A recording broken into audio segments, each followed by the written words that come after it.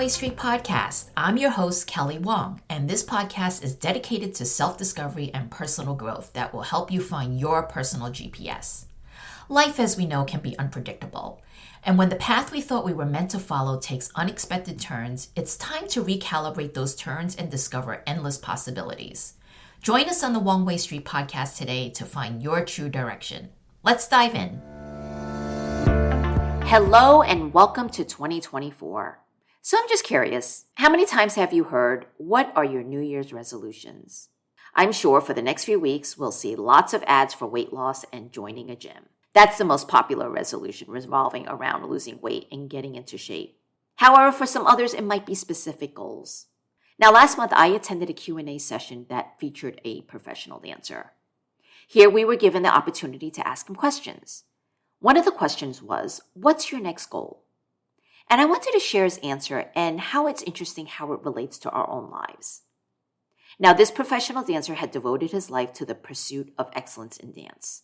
He had won numerous ballroom dance competitions, and then when he advanced to being on television, he won reality dance competitions. Yet the answer to that question of what's your next goal took me by surprise. He confessed that he had abandoned the concept of setting specific goals, like winning the next competition. He explained that constantly chasing after a singular goal, even when it was achieved repeatedly, left him feeling unfulfilled. After all, it was just a cycle of success without the satisfaction that he had anticipated. Instead, he now follows what feels right to him and prioritizes the emotional rewards. That's the key word, emotional, and personal growth that it brings to him. And it made me think how this philosophy resonates in our own lives. For example, let's look at our professional journeys. Are we not fixated on climbing the corporate ladder, earning those promotions, chasing the raises, being recognized for our work?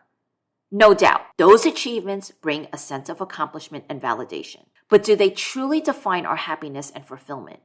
Because after all, we're just waiting for the next achievement to happen. Now, as we age, our priorities tend to shift. In fact, I feel that way right now because we reach a stage where the pursuit of promotions and financial gain starts to lose its allure. Instead, we find ourselves yearning for something more precious, which is time and freedom. The long hours at work that once were seen to be a means to the end now appears to be a source of pressure and high stress. We start to question whether the relentless pursuit of career advancement is worth sacrificing our personal lives and well-being as we get older. So what is that magic formula that balances career success with personal happiness? Many in my generation often feel trapped in a career path only to lead them into retirement, which means that's after 65 or even 70 nowadays because we're living longer, and therefore we need more money to live on. But is that the ultimate goal? Is that we were taught to focus on one career and stick with it until retirement? Is it that we limit ourselves to live out the current situation and coast along the way? When we think about these questions, it becomes clear that there might be some possibilities beyond the traditional career route. Should we embrace the idea of long life learning and personal growth? The pursuit of happiness doesn't have to be a game between career and personal life, where whatever is gained by one side is lost by the other side. Now let's shift our focus to 2024. What does your 2024 look like? Let's forget about those traditional New Year's resolutions. Personally, I always found them to be uninspiring. Instead, I want to share an interesting perspective with you. I'm part of this community with Jesse Itzler called Build Your Life Resume.